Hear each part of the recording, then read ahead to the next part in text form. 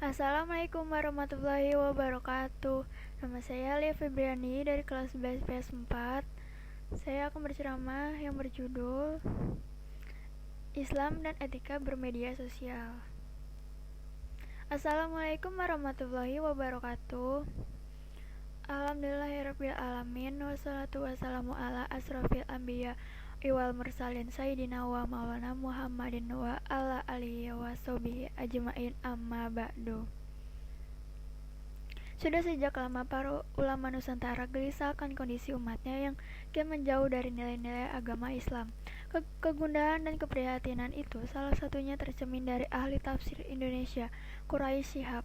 Selain melalui dakwah bilisan atau ceramah, perasaan tersebut juga dituangkan dalam bentuk tulisan. Quraisy Shihab meluncurkan sebuah buku yang berjudul Hilang dari Kita Akhlak. Dalam pengantarnya, ulama sepuh Nusantara itu menyampaikan bahwa latar belakang penulisan bukunya bermula ketika heboh kasus yang secara bercanda diplesetkan dengan istilah "Papa minta saham". Kasus itu sesungguhnya hanya satu dari sekian banyaknya problematika akhlak di Indonesia. Lebih lanjut, Quraisy Shihab menegaskan bahwa moral yang diajarkan dan dipraktikkan oleh leluhur bangsa, demikian juga yang diajarkan oleh agama, tidak lagi terlihat dalam kehidupan keseharian kita. Ia telah hilang.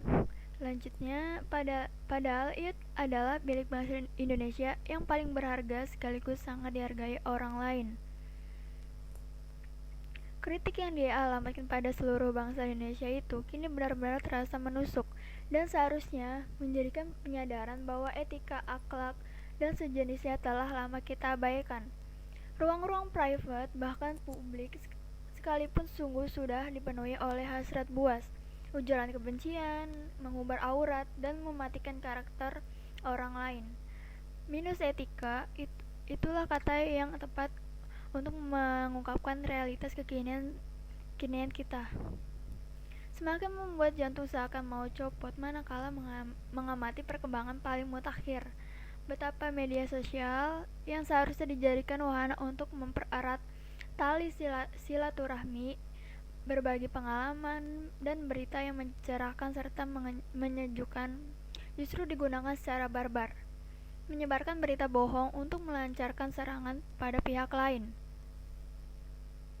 Fitnah yang dalam agama jelas dilarang keras, di era keterbukaan informasi ini justru semakin marak dan medsos lagi-lagi dijadikan sebagai media untuk menyebarkannya. Tidak hanya fitnah, medsos juga dijadikan ajang gibah, namimah atau adu domba, dan sejenisnya. Sekali lagi, ini persoalan nasional yang berpotensi menimbulkan konflik politik, keagamaan, hingga perpecahan nasional. Tentu sebagai umat mayoritas, atas persoalan yang melilit bangsa dan negara ini, Islam dan kaum muslim adalah yang paling bertanggung jawab untuk terlibat aktif menemukan solusi hingga tuntas. Terlebih, Islam adalah agama yang paling sempurna, yang menyentuh seluruh aspek kehidupan termasuk cara atau adab bermedia. Etika bermedia perspektif Islam. Bully melalui medsos, tuduhan anti ini dan itu, serta komentar nyinyir adalah fenomena yang menghiasi medsos kita, dan semua itu tidak pantas. Lantas, bagaimana Islam menyikapi fenomena bahwa ketika bermedia sudah menjauh dari nilai-nilai dan ajaran Islam? Dalam kondisi seperti ini, dibutuhkan panduan secara tegas dan kehalangan agamawan bertolak, dan dalam bingkai itulah Muhammadiyah menginisiasi fikih informasi, suatu hasil dari proses istimbat menggunakan sumber hukum Islam untuk menyikapi dan merumuskan bagaimana penggunaan teknologi dan informasi secara santun dan beradab.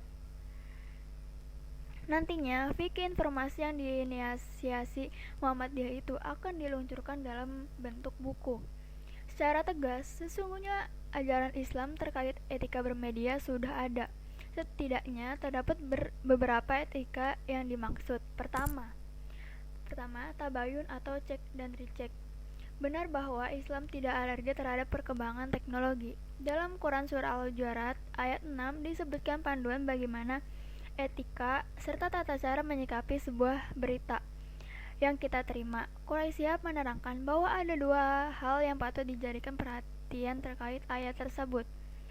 Yang pertama, pembawa berita, dan yang kedua isi berita. Bahwa pembawa berita yang perlu ditabayun dalam pemberitaannya adalah orang fasik, yaitu orang yang aktivitasnya diwarnai oleh pelanggaran agama. Sedangkan menyangkut isi berita, penyelidikan kebenaran sebuah berita menjadi perhatian khusus dalam ayat tersebut. Penyeleksi informasi dan budaya literasi adalah komponen yang tidak bisa diabaikan. Jadi, tradisi mudah mengeser berita tanpa melakukan penyelidikan kevalitan secara mendalam tidaklah dibenarkan dalam Islam. Islam juga mengajarkan membuat opini yang jujur didasarkan atas bukti dan fakta, lalu diungkapkan dengan tulus, atau dalam bahasa Al-Quran, seperti pohon yang baik, akarnya teguh dan cabangnya menjulang ke langit. Pohon itu menjulang ke langit, pohon itu memberikan buahnya setiap musim dengan seizin Tuhannya. Quran Surah Ibrahim ayat 24-25. Kedua, haram menebar fitnah, kebencian, dan lainnya. Majelis Ulama Indonesia atau MUI sebagai lembaga keagamaan tentu tidak bisa berpangku tangan melihat laku masyarakat dalam menggunakan medsos sebagaimana diungkapkan di atas. Bertolak dari fenomena penyalahgunaan medsos itulah MUI merasa tergugah sehingga mengeluarkan fatwa, yakni Fatwa MUI nomor 24 tahun 2017 mengenai hukum dan pedoman bermuamalah melalui media sosial. Dalam fatwa itu ada 5 poin larangan menggunakan medsos. Yang pertama, melakukan gibah, fitnah, namimah atau adu domba dan menyebarkan permusuhan. Yang kedua, melakukan bullying, ujaran kebencian dan permusuhan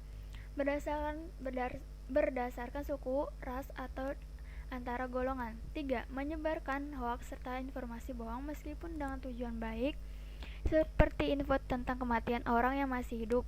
4. Menyebarkan materi pornografi, kemaksiatan dan segala yang terlarang secara syar'i.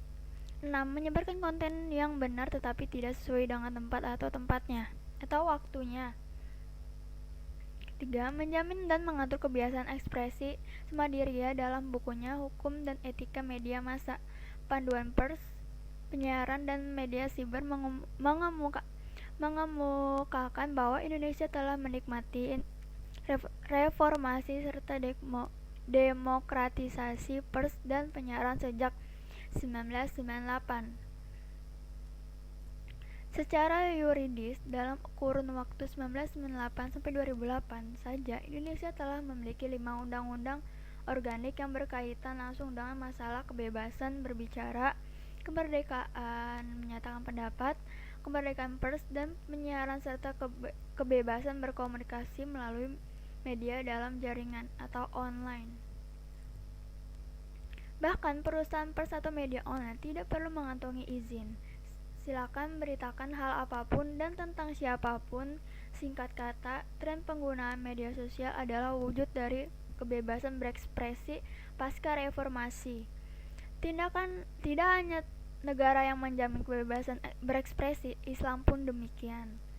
Quran Surah Al-Imran ayat 104 meminta agar setiap umat manusia membela apa yang baik dan benar. Namun, seperti disinggung Ziauddin Sardar dalam bukunya Ngaji Quran di Zaman Edan tahun 2011, kebebasan berpendapat seringkali disalahgunakan untuk membuat fitnah, opini palsu, dan menebar kebencian yang sering diutarakan melalui media sosial.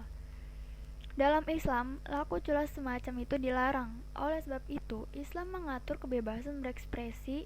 Pengendalian moral adalah salah satu aturannya, bahwa kaum beriman diminta untuk tidak memaki sembahan yang mereka sembah selain Allah, karena mereka nanti akan memaki Allah dengan melampaui batas. Quran Surah An-Nur ayat 4.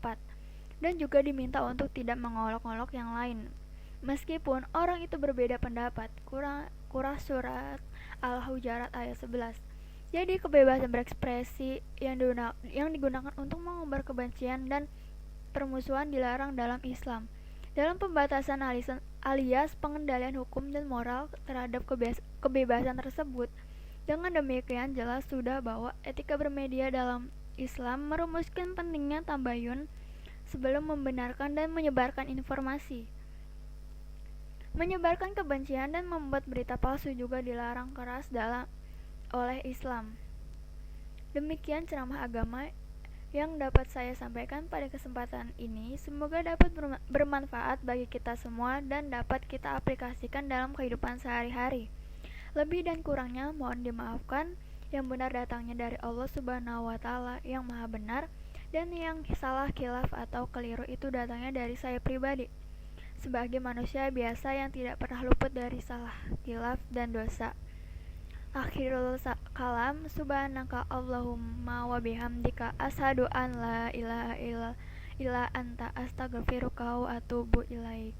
Wallahul muwaffiq ila aqwamit thoriq. Wassalamualaikum warahmatullahi wabarakatuh.